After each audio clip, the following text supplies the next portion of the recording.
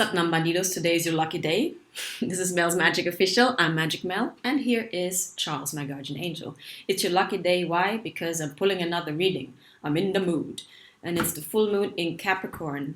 If you haven't watched my first reading, read it, watch it. Let me know if what resonates. And I thought I'd riff a little bit on this theme now of coming from lack versus coming from wholeness. Usually we approach a situation in terms of thinking, okay, what can this person or the situation give me? But what if we flip the script and say, okay, what can I bring to that situation from my wholeness, from my already innate happiness? What can I share? That's completely different energy.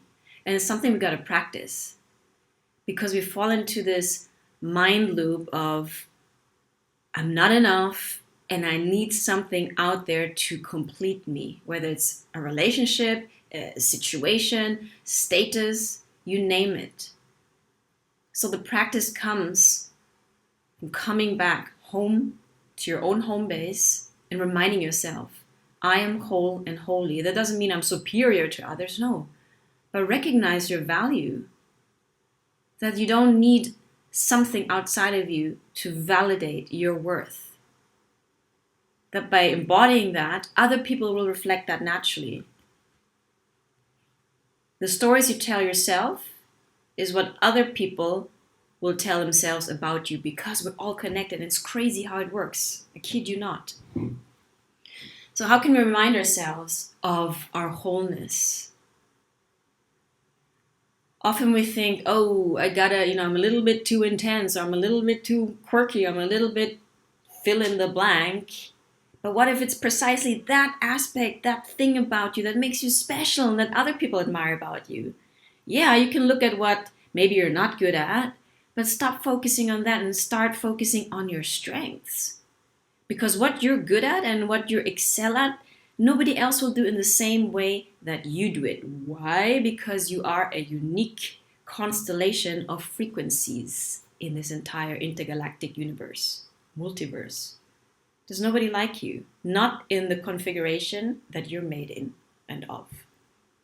So yeah, you are special in that sense. And so am I, and so is everyone else. So how can you shine more? How can you bring more of that soulfulness online? How? By embodying and doing more of what you love to do. Because when you do what you love to do, you automatically shine, you're happy, and that radiates outwards. It's actually not that complicated. I know we make it complicated, but it's not that complicated. Like me recording these videos, I just enjoy doing them. I hope you enjoy them too. I mean, if you're here watching them, or still watching them, I guess it resonates. But you know what I mean? It's not something I need to convince myself to do because it comes naturally. So I'm just banking on this innate capital I have, which is my gift, my way of communicating and sharing my little anecdotes and stories and pulling my readings out of the sheer joy of doing it. I also had to learn that, Can we just do things for the sake of enjoying them rather than for the sake of achieving a specific result? Whether it's view counts, whether it's exposure, whatever. In this case, I just enjoy making these videos. Honestly, when I have time and when I'm in the right mood, I love doing it. I enjoy it. So let that be enough. What is it that you just enjoy doing for the simple sake of doing it? Why?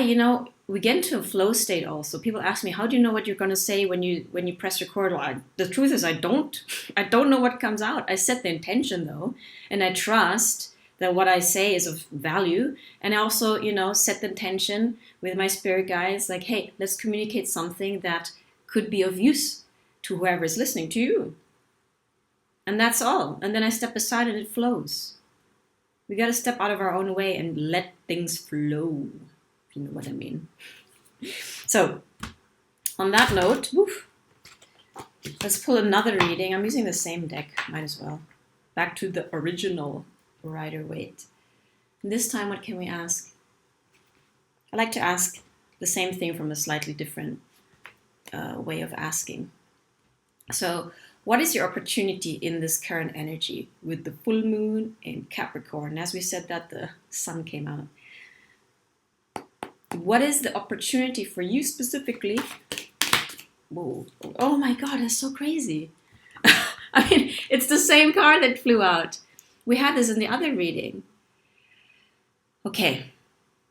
A different take on this is looking at what we've already constructed. No? The ones are all about passion, what brings you to life and to light. Because what lights you up is literally full of vitality. You come across as someone vital and full of life when you're passionate about something. So ask yourself, where are you in terms of your passion projects? Do you feel a bit jaded?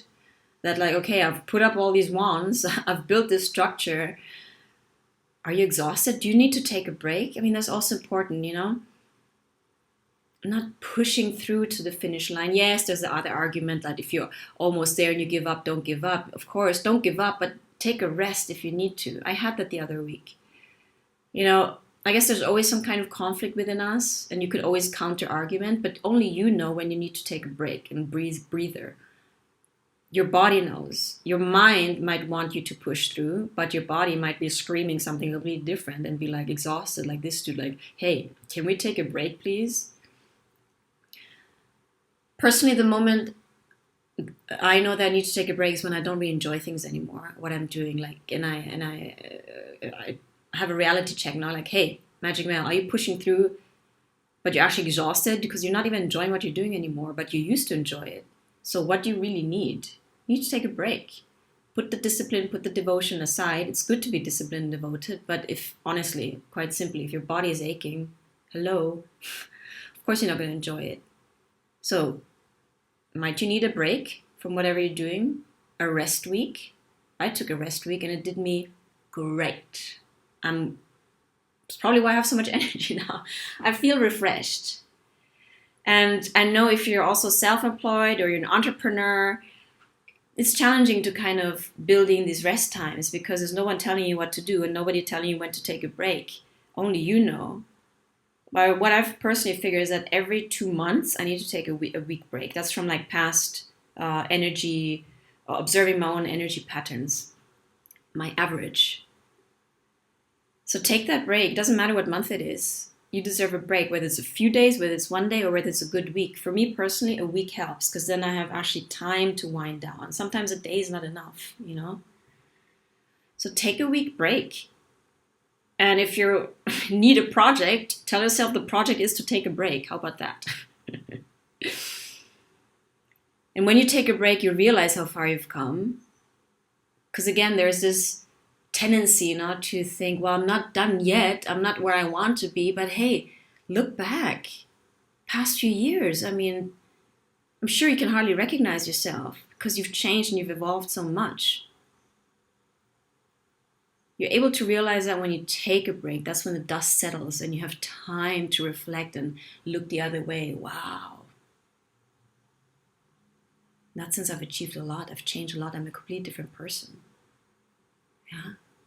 It's also when you can enjoy your wins or what you've achieved or who you've become by taking that breather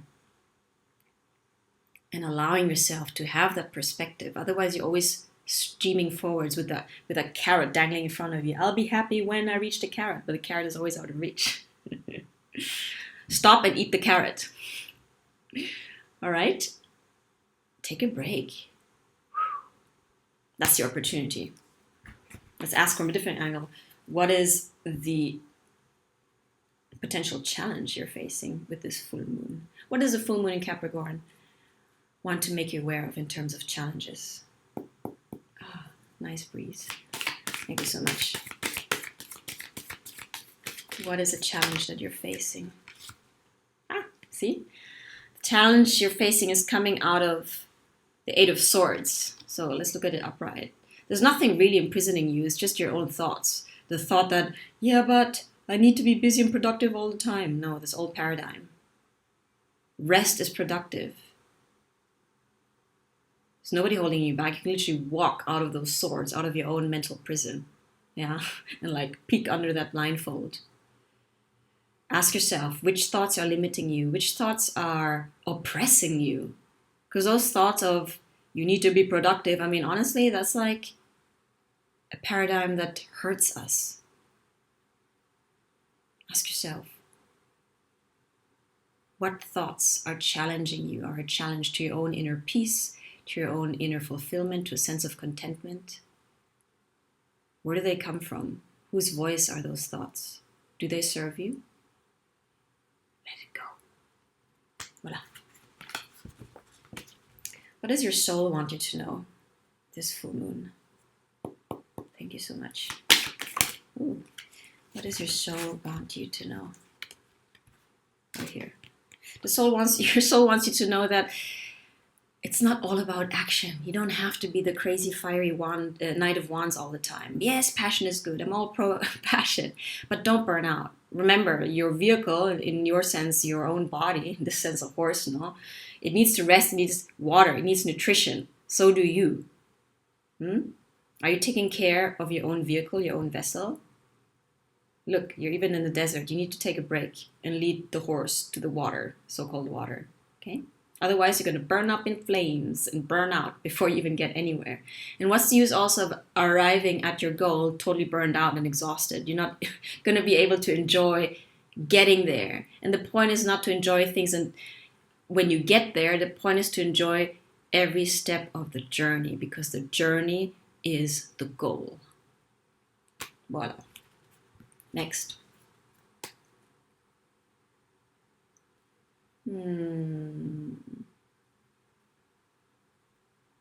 It's all about rest, I feel, in this reading. Interesting, huh? One more question. Let's see, what question could we ask?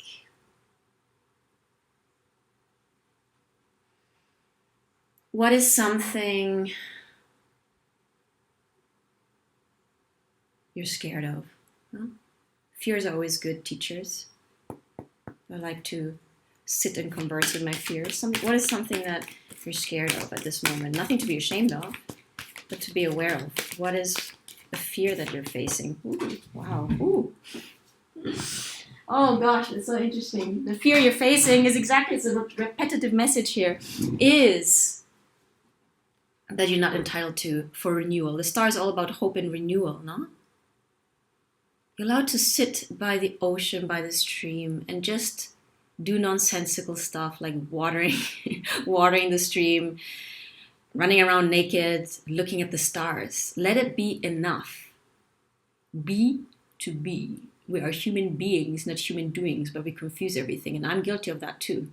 I've got that hamster in my brain saying, you gotta go, we gotta go. And it's like spinning, never stopping. Give it a pina colada.